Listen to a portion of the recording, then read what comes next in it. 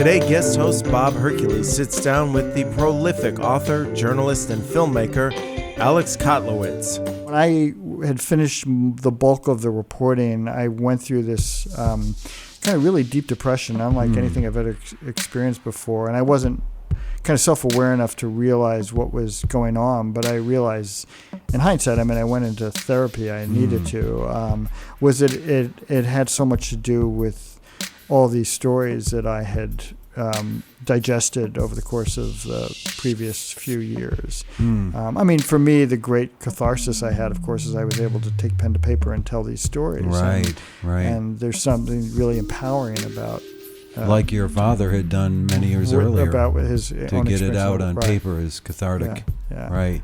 Wow. Yeah. I mean, it's a brave book to have taken on. And I, again, don't mean to take anything away from the trauma that they experienced, but for you as well, it's difficult. But I'm so glad you wrote this book because, again, it gives us an insight. All we hear about is, this person was killed in a shootout or this and that, and we don't know who these people are. Right, and more often than not, you read stories that it was gang related, suggesting that the victim kind of got their due, or what goes around comes around, or we just have these stories or headlines of numbers like we're in a pennant race, and we kind of forget about these individuals. I want privacy 18. You know what I'm saying? Because I'm a gangbanger. I ain't gonna lie. I'm gonna keep it real with you. Silas Ratcliffe and Maurice Childress are both 16. Both are associated with a gang and say they wouldn't be surprised if they were shot today. Just walking down the street, you never know. Walking down the street, you never know. It just be your time to go. Right. You always gotta look behind, turn your back. Bullets ain't got no name. They might want to kill me, and then they end up killing you, and not killing me. The kids are matter of fact about the things they do and what they've seen. I've seen people get shot, killed, robbed, stabbed. I've done some of that, all that. It's just crazy.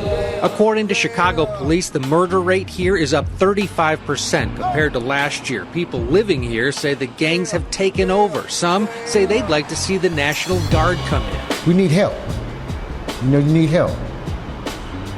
That's the only way I can put it. Maurice and Silas say there are no jobs and people have no idea how hard it is to survive. Also, to recognize that it doesn't go away. It's not, you lose a loved one. It's not like a week from now you're walking around and beginning to experience all this joy again. Right. And you've got the other thing about it is, unlike veterans returning from combat, you got to look over your shoulder and worry about what's going to happen next. That's right.